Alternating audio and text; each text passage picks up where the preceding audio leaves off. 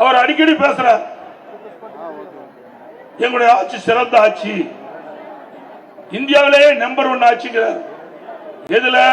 ஊழல் செய்வதிலே நம்பர் 1 ஆட்சி,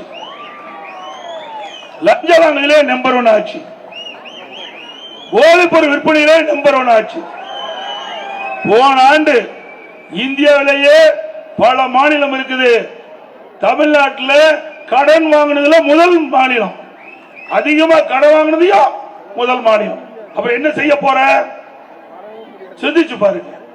அதோட எப்ப பார்த்தாலும் சொல்றாரு, நான் 1000 ரூபாய் கொடுத்தேன், 1000 ரூபாய் கொடுத்தேன். எங்கிருந்து கொடுத்த?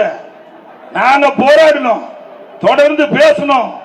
நான் மட்டும் 3 முறை சட்டமன்றத்தில் தொடர்ந்து திராவிட முன்னேற்ற கழகம் 2021 சட்டமன்ற பொதுத் தேர்தலும் போது நீங்க வாக்குறுதி கொடுத்தீங்க.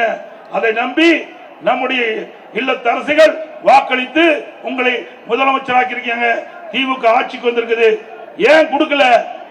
ஆக எல்லா தமிழகத்தில் இருக்கின்ற அனைத்து குடும்ப தலைவர்களுக்கும் மாதந்தோறும் 1000 ரூபாய் உரிமை தொகை வழங்க வேண்டும் என்று தொடர்ந்து சட்டமன்றத்தில் வலியுறுத்தினோம். ஊடகத்தின் வாயிலாக நாங்கள் வலியுறுத்தினோம், அறிக்கையின் வாயிலாக வலியுறுத்தினோம்.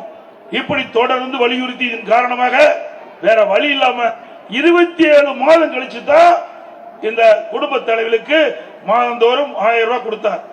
அப்ப தேர்தல் அறிக்கையில் என்ன சொன்னாங்க?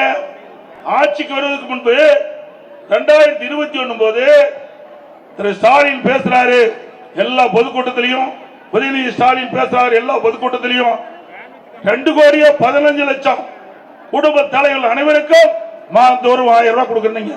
இப்போ தகுதியின் அடிப்படையில் தான் குடும்ப தலைவர்களுக்கு மாதந்தோறும் 1000 ரூபாய் அறிவிச்சு 1,15,00,000 ரூபாய், 1,15,00,000 பேர் கொடுப்பதாக அறிவிச்சிருக்கிறீங்க. உண்மையா அவ கொடுக்கல, சுமார் 70 லட்சம் பேருக்கு தான் கொடுத்துட்டு இருக்கிறாங்க. அதுலயும் ஒரு பொய்.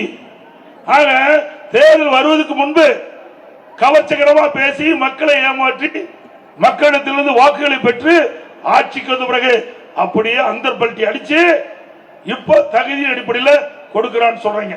இது எந்த விதத்தில் நியாயம்? இதே கர்நாடகத்தில், அண்ட மாநிலம் கர்நாடகம் தேர்தல் நடந்தது. இதே போல குடும்ப தலைவிக்கு மாதந்தோறும் ஊதிய ஊக்கத்தொகை வழங்கப்படும். ஆட்சிக்கு வந்தாங்க, 3 மாதத்தில் திட்டத்தை நிறைவேற்றினாங்க. அப்படின்னு 27 மாதம் 27,000 ரூபாய் கிடைக்கிறது போயிட்டு இல்ல.